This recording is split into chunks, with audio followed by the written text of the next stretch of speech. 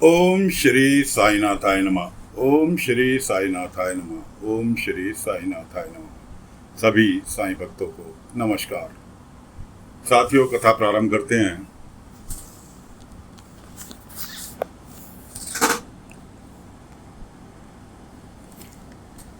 मसाले वाले के यहाँ बेचारे को एक ऑर्डर मिला।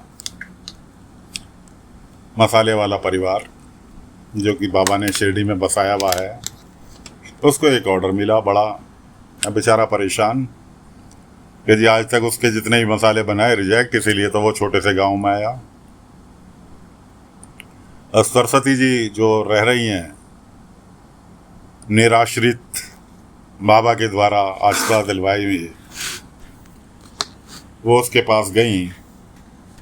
पति पत्नी के वो मसाले तैयार कर रहे थे कि जी बहुत बड़ा ऑर्डर मिला है और व्यापारी आएगा और हमें डर लग रहा है कहीं वो भी फेल ना कर जाए।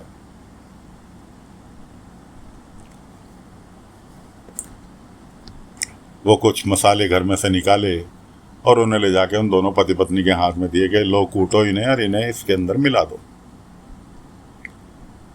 मसाले उन्होंने उनकी बात मानकर कूटे, मिला दिए।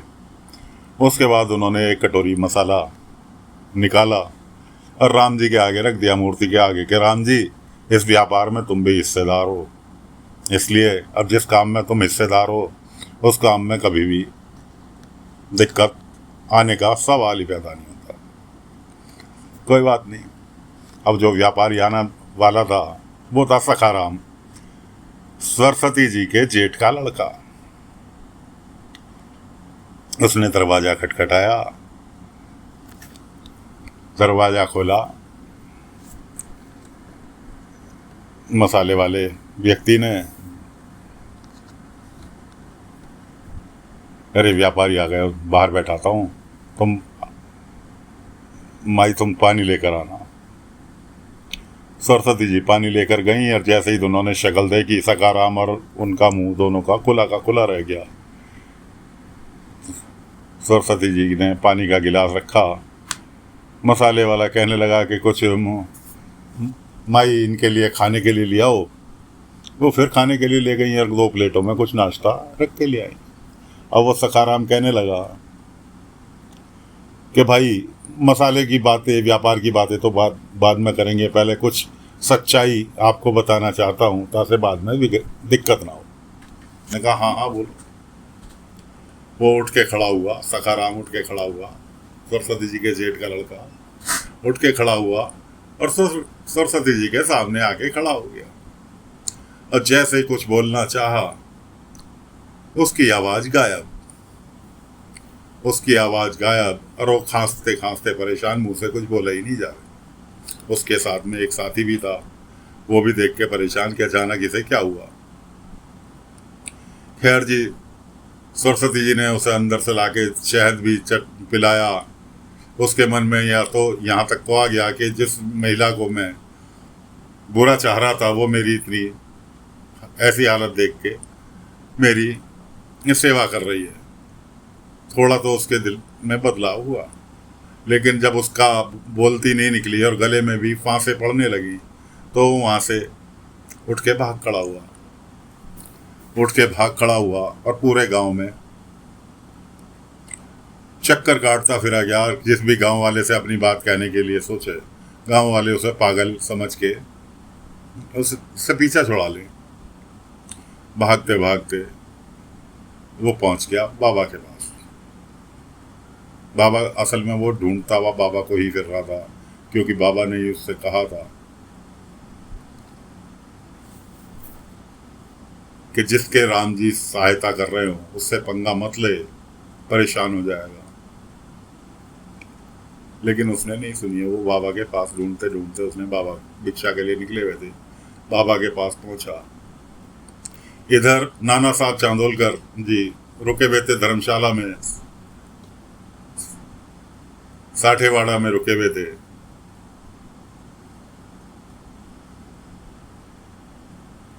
वो निकल के जा रहे थे।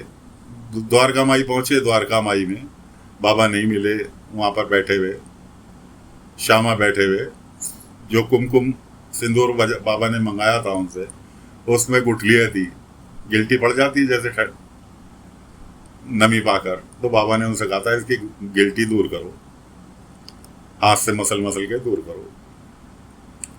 तो वो गिल्टी दूर कर रहे थे। पूछा कि साईं कहाँ है? कि चांदोलकर साहब। तो बाबा ने एक रात रुकने के लिए कहा था कि मेरे कहने से एक रात रुक जाओ। तरह तरह के वास्ते दिए, लेकिन चांदोलकर साहब जब भी तैयार नहीं हुए, लेकिन उनकी पत्नी ने उन्हें मनाया और वो एक रात के लिए रुक गए। सवेरे विदाई लेने के लिए आए थे।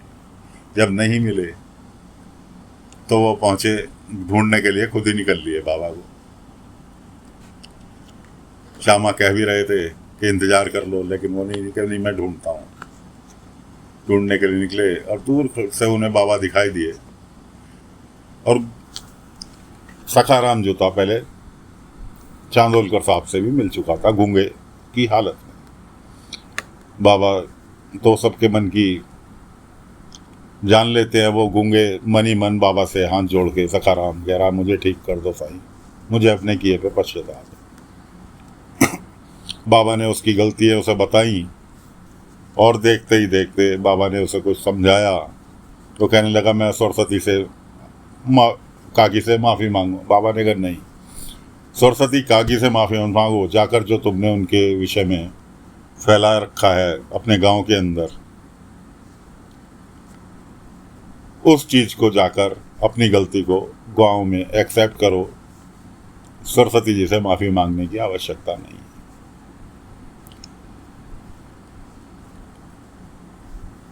उसने कहा ठीक है साईं, मैं ऐसे ही करूँगा, हाथ जोड़े जोड़े गूंगे की स्थिति में। बाबा ने कहा सखाराम तुम्हारी आवाज़ आ चुकी है, आवाज़ तो तुम्हारी उसी वक्त आ गई थी, लेकिन तुम उसका इस्तेमाल नहीं कर पाए।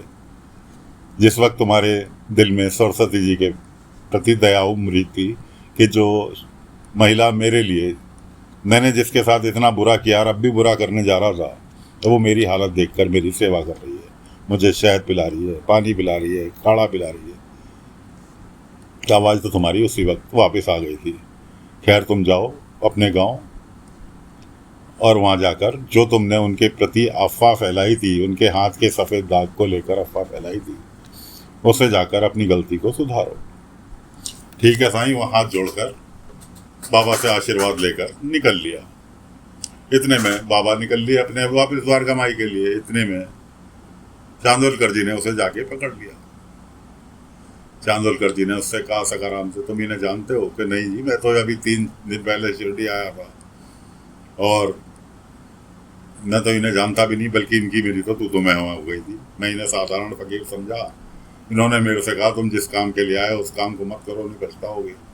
और मैंने जानबूझकर वही काम करा और मेरी गली की आवाज़ चली गई। इनकी बदौलत आपकी नज़रों के सामने मेरी आवाज़ इनकी कृपा से वापस आई।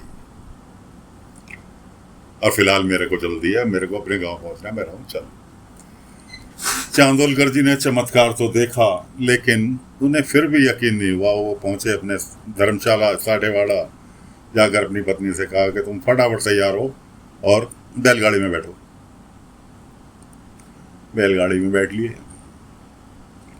पत्नी कहने भी लगी कि एक बार साईं के दर्शन करना चाहती हूँ। उन्होंने कहा बिना वजह की बात में वक्त जाया ना करो, दर्शन हो गए ना कल, आराम से मिल लिए, अब चल रहे हैं अपने गांव में, और भी बहुत काम है।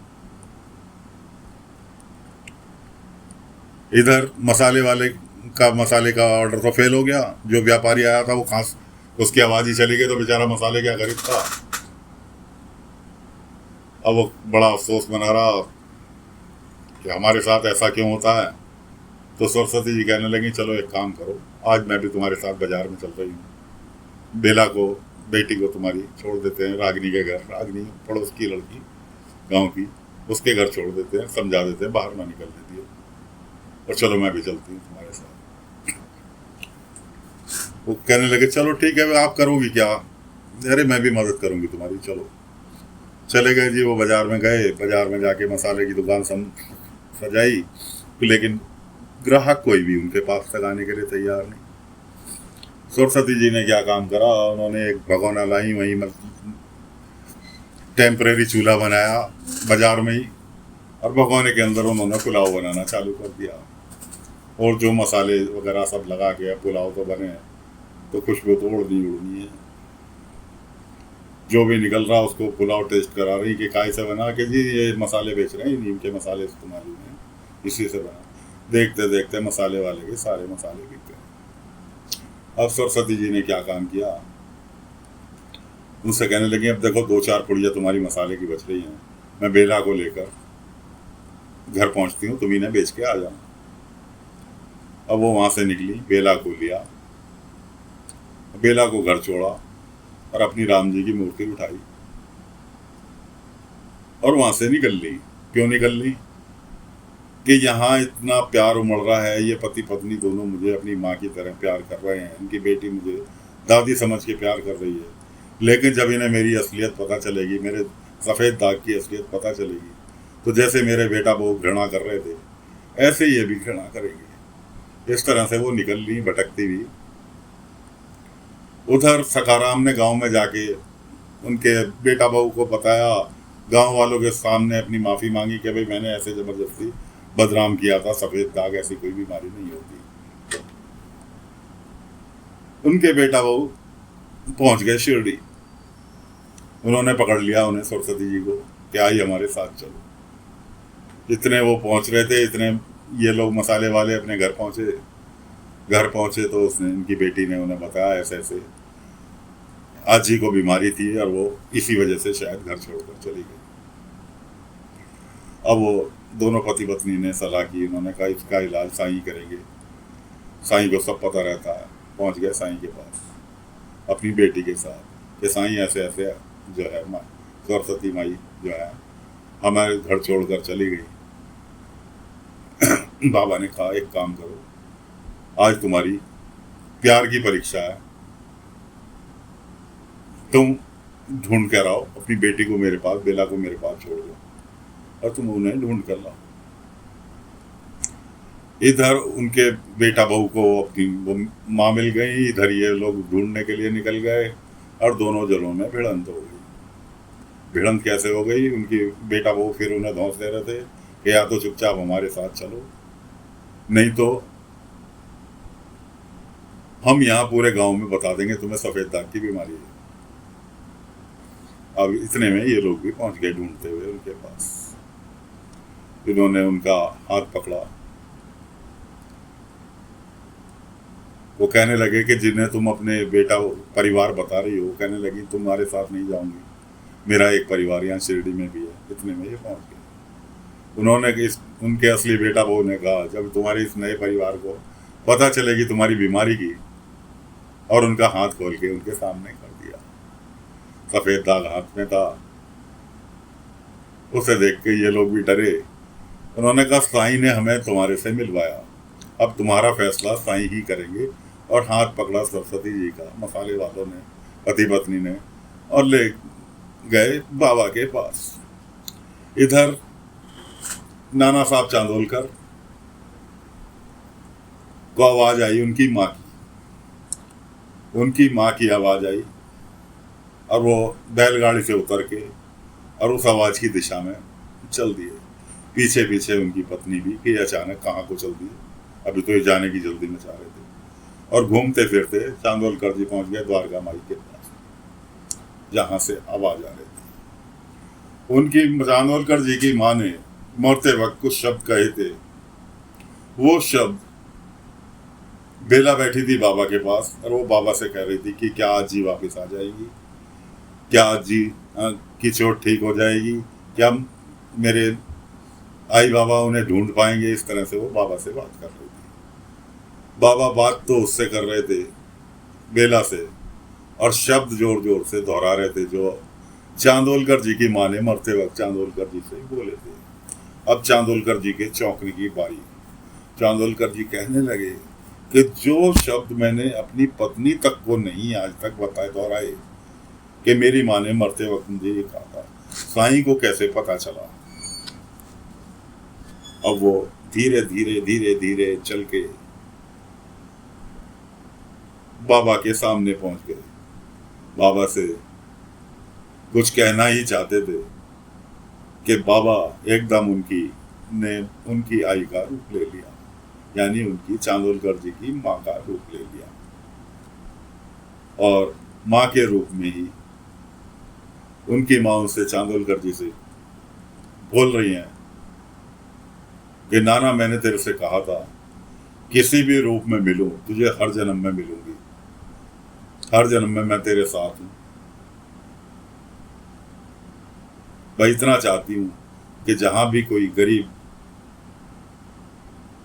औरत तुझे दिखाई दे, कोई बूढ़ी माँ के रूप में दिखाई दे, तो उसकी मदद करना, इतना ही चाहती हूँ।